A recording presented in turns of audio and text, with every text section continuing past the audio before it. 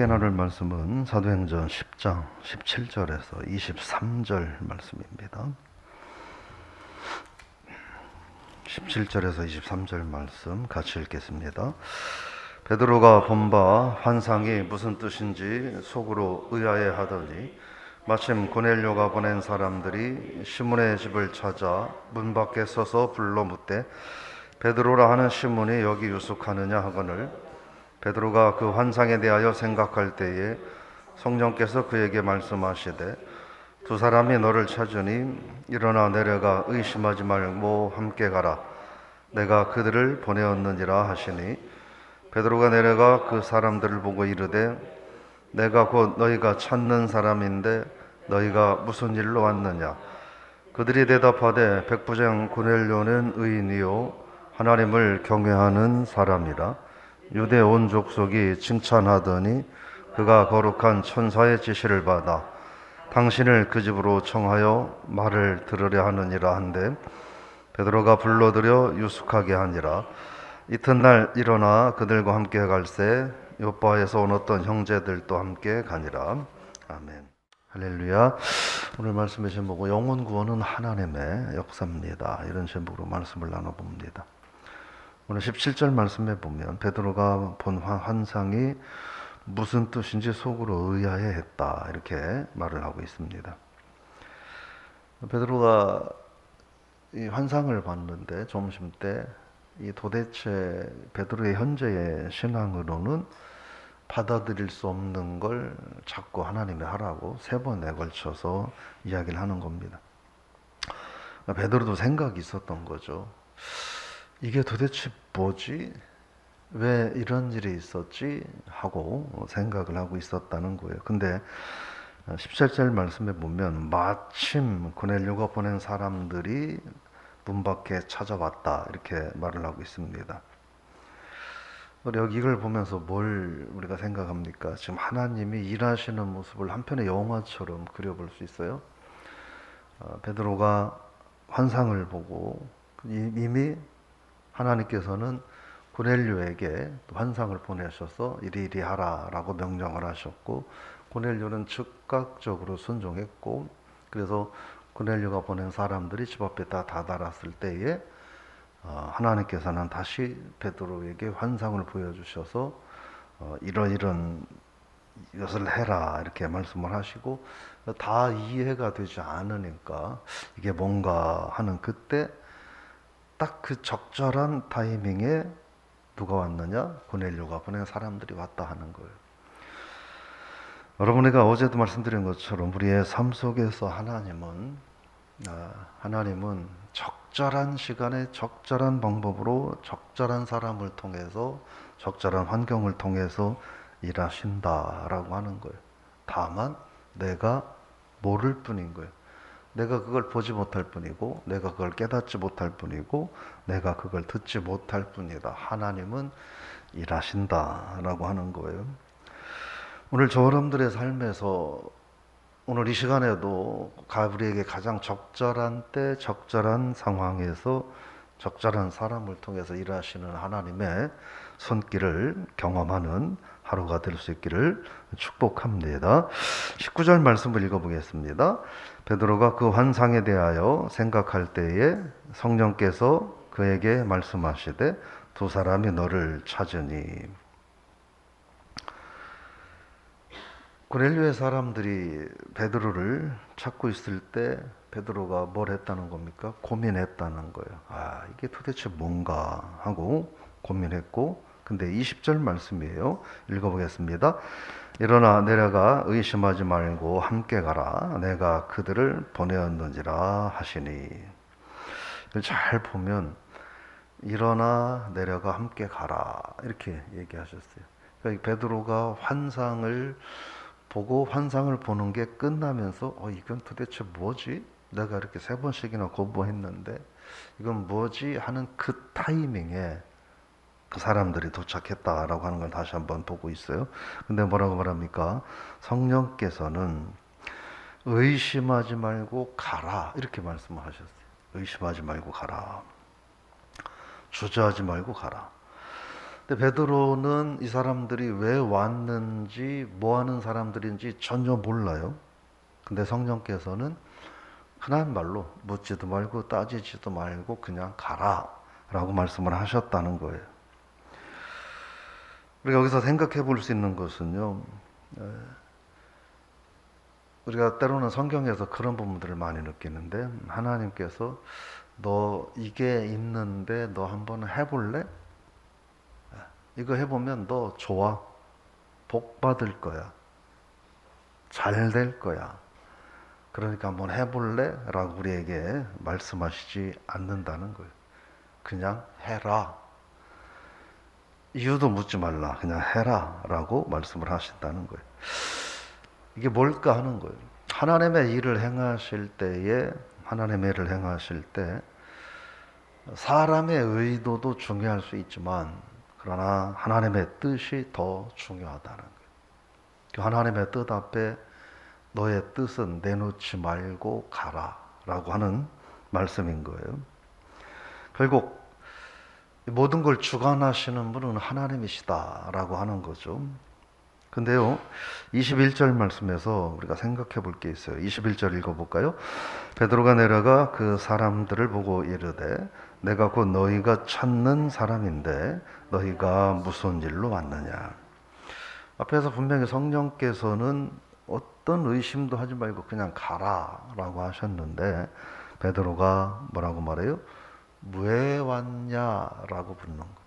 이 얘기는 내가 너희들이 왜 왔는지를 알고 싶다. 내가 왜 너희들을 따라가야 되는지 이유를 얘기해라 라고 말하는 거예요. 이 모습 속에서 우리는 뭘 볼 수 있느냐 하는 거예요. 성령께서는 의심하지 말고 가라 했는데 베드로는 묻는다는 거예요. 아마 베드로도 사람인지라 생각하지 않았을까요? 이런 일이 없었는데 회개한 환상을 보고 도대체 이게 뭐지? 라고 하는 그런 고민을 하고 있는데 낯선 사람들이 찾아왔는데 성령은 따라가라고 하니 그래서 내가 본 환상과 이 사람들이 뭔가 연관이 있겠나 싶어서 아마 물어봤던 것이 아닌가 그런 생각을 해봐요. 그때 22절에서 이제 서서히 얘기가 됩니다. 22절 읽어볼까요? 그들이 대답하되 백부장 고넬료는 의인이요 하나님을 경외하는 사람이라 유대 온 족속이 칭찬하더니 그가 거룩한 천사의 지시를 받아 당신을 그 집으로 청하여 말을 들으려 하느니라 한데 여기서 왜 왔는지를 이제 하인들이 밝히는데 이 하인들이 고넬료에 대하여 평가하는 모습을 우리가 볼 수 있습니다. 고넬료에 대하여 평가하는 모습입니다. 하인들은 고넬료를 뭐라고 말하느냐라고 하는 거예요. 그는 의인이다. 두 번째 뭐라고 말해요? 하나님을 경외하는 사람이다. 세 번째 뭐라고 말해요?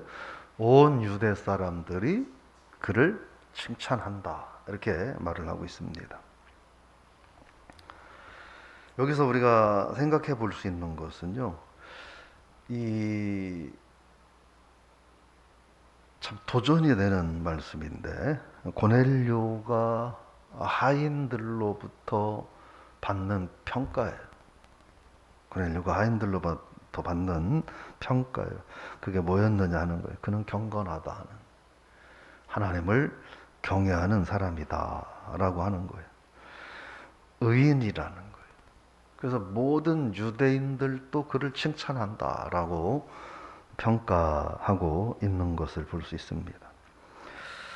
여러분들이 신앙생활하면서 이러한 고넬료와 같은 삶을 살 수 있기를 부탁을 드리고 축복합니다. 그러면서 말하기를 뭐라고 말하냐면 베드로 당신을 고넬료의 집으로 초청해서 당신의 말을 들으려고 한다라고 하는 거예요. 방문의 궁극적인 목적을 말을 해주고 있다 하는 겁니다. 오늘 본문을 좀 그래서 생각을 해보면 우리가 다시 한번 하나님께서는 우리가 하나님의 뜻이 무엇인가 의아해할 때에 하나님께서는 그 적절한 시점에 우리에게 하나님은 하나님의 방법대로 일하신다. 근데 어제도 말씀드렸지만 내가 알고 있는 전통, 내가 익숙해진 문화, 내가 갖고 있는 조금의 지식, 내 삶의 가치관, 이런 것들 가지고 하나님의 음성을 외면하는 삶을 살 수가 있다라고 하는 거예요. 그러니까 우리가 그렇지 않기 위해서는 어떻게 해야 되느냐? 반대로 생각하면 되는 거죠. 내 생각, 내 경험, 내 지식, 이걸 내려놓는 거예요. 오늘 성령께서는 베드로에게 얘기하시는 거죠. 묻지도 말고 따지지도 말고 의심도 하지 말고 그냥 가라. 가면 된다. 라고 하는 거예요. 오늘 하루 동안 저 여러분들이 하나님과의 관계에서 내려놓아야 할 것들이 무엇이있는지 되돌아보는 그런 하루가 될 수 있기를 축복합니다. 하나님은 가장 적절한 때, 가장 적절한 상황, 적절한 사람을 통해서 일하신다라고 하는 것이고, 그래서 저 여러분들의 삶 속에도 하나님이 가장 적절한 때, 적절한 방법으로 적절한 환경과 사람을 통해서 역사하시는 분임을 기억하고, 하나님, 내가 원하는 시간에, 내가 원하는 방법으로, 내가 원하는 것들을 해 놓으세요라고 기도할 것이 아니라 하나님의 때에 하나님의 방법으로 하나님의 손길로 역사해 달라고 하나님의 때를 구하는 저 여러분이 될 수 있기를 바랍니다. 그러면서 지금 이 베드로를 부르시는 것은 영혼 구원의 문제 때문에 그런 거예요. 영혼 구원의 문제에 있어서 그 주도권은 너희들에게 있지 않다라고 하는 걸 말하는 거예요. 그냥 내가 하라는 대로 해라 라고 말씀하시는 건 영혼 구원의 문제는 너의 힘으로, 너의 능력으로, 너의 방법으로 하는 게 아니다. 그건 전적으로 내 일이다 라고 말을 하고 있다는 거예요.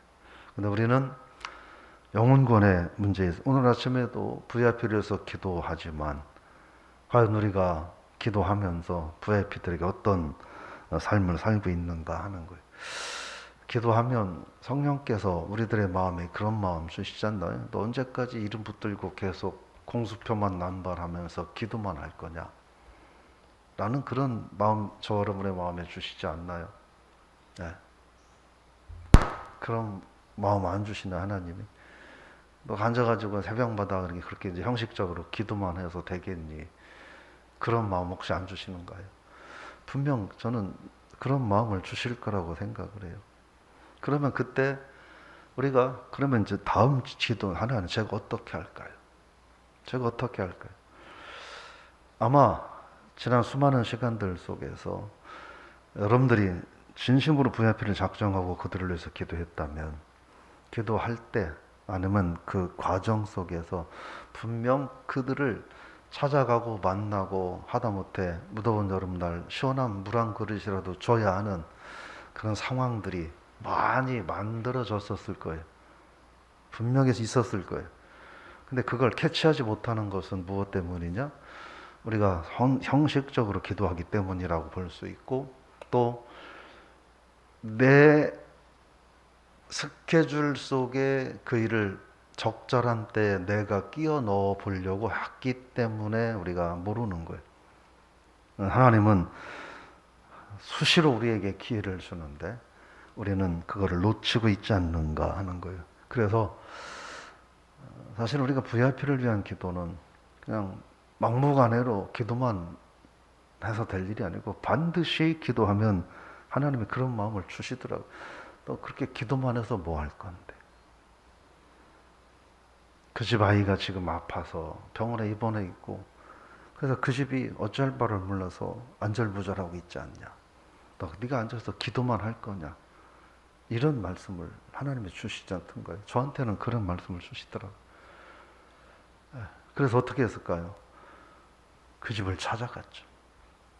교회도 안 다니는 사람이에요. 자녀가 아파요. 남에게 말도 못하고 뭐 쉬쉬하면서 이렇게 하는데 찾아갔죠. 그리고 물론 안면 관계는 있으니까 그분들을 위해서 기도하고 내가 기도하고 있는데 당신 가정에 어려운 문제 때문에 기도해 주러 왔다. 그렇게 하고, 제가 말씀드리고 싶은 것은 성령께서 일을 하신다는 거예요. 성령께서 일을 하신다는 거예요. 근데 그 성령의 일에 우리가 순종해야 된다라고 하는 거예요. 근데 우리는 안 하려고 해요. 내가 바쁘다는 거예요. 내가 시간이 없다는 거예요. 사실 그 정도로 바쁘고 시간이 없느냐 하는 거예요. 내고자 하면 낼 수 있는 거예요. 안 하려고 하는 거예요. 왜요? 성령의 일이 아니라 내 일이기 때문에 우리는 안 하려고 하는 거예요.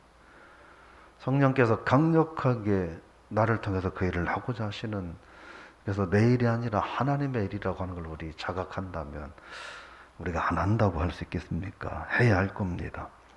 그래서 오늘 하나님 말씀이 영혼권의 문제는 너의 힘으로 너의 능력으로 하는 게 아니라 그건 내가 하는 일이다. 그럼 너는 할 일이 뭐냐? 너는 내 음성에 민감하여 그때그때 순종함으로 나아가면 된다라고 말씀을 하는 거예요. 또 하나 오늘 생각해 볼 것은 이 고넬료의 모습이에요. 오죽하겠어요. 하나님도 그를 옳다, 의롭다 인정하셨는데 사람들도 그를 인정하지 않을 수 없죠. 사인들도 하나님이 말씀하시는 대로 고넬료를 의롭고 경건하고 사람들에게 칭찬받는 사람이라고 얘기했습니다. 신앙생활하면서 우리가 어떻게 신앙생활 할 거냐 하는 게 그래서 정말 중요한데, 사람에게 인정받으려고 하는 삶을 살지 않기를 바라요. 그럼 어떻게 해야 되느냐? 하나님께 인정받으면 되는 거예요. 여러분, 하나님께 인정받는데 사람들이 인정하지 않을까요? 하나님께, 그 전능하신 하나님께 인정받는데 사람들이 인정하지 않을까요? 무조건 인정합니다. 사람들에게만 인정받는데 하나님께는 인정받지 못할 수는 있어요. 우리가 어떤 신앙생활을 할 거냐 하는 거예요.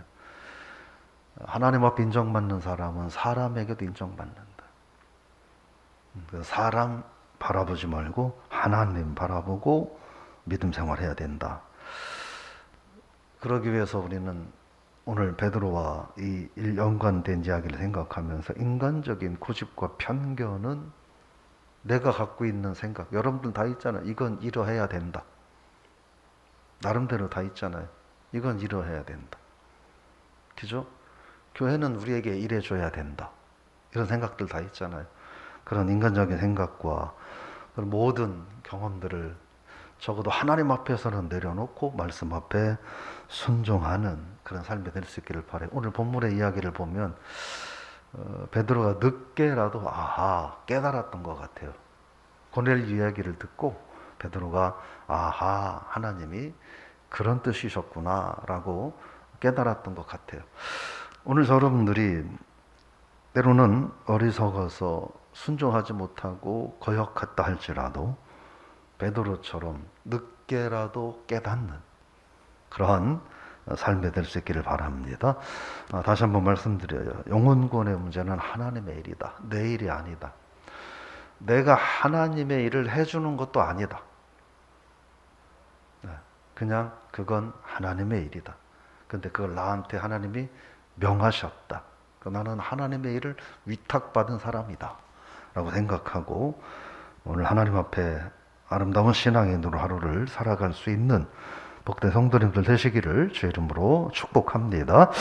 하나님 아버지, 오늘 우리가 베드로의 모습을 바라보면서 우리가 하나님 앞에 무엇을 내려놓아야 할까 저희들이 한번 생각해 봅니다. 내 경험, 내가 갖고 있는 가치관, 내 지식 이런 것들을 우리가 하나님 앞에서 내려놓아야 됐는데 우리가 그걸 내려놓기가 참 어렵습니다. 오죽 어려우면 하나님께서는 환상을 통하여 말씀을 하시고 또 가장 적절한 타이밍에 고넬료의 하인들까지 등장시키셔서 베드로의 그 선입견과 그의 고집과 그 갖고 있는 사고방식을 바꾸게 하셨는가. 오늘 우리들에게도 하나님은 동일한 방법으로 역사하실 텐데 그럼에도 우리가 베드로처럼 뒤늦게라도 깨닫는 삶을 살 수 있는 신앙인이 되게 하여 주옵소서. 그런 삶이 진정한 신앙인의 모습임을 기억하는 우리들 되게 하여 주옵소서. 오늘 하루 특별히 우리가 하나님 죽어가는 영혼들을 위해서 하나님 앞에 기도하는데 성령께서 늘 우리에게 말씀하시고 음성을 들려주실 텐데 우리가 내일이라고 생각하여 내 삶의 우선순위에 해당되지 않는다고 여겨서 하나님의 음성을 외면하며 살고 있지는 않은지 저희들의 모습을 다시 한번 되돌아보고 남은 인생 하나님 은혜 안에서 하나님의 음성에 민감하게 또 성령의 역사에 순응하며 살아가는 우리들 다 되게 하여 주옵소서. 감사드리며 예수님의 이름으로 축복하며 기도드리옵나이다. 아멘.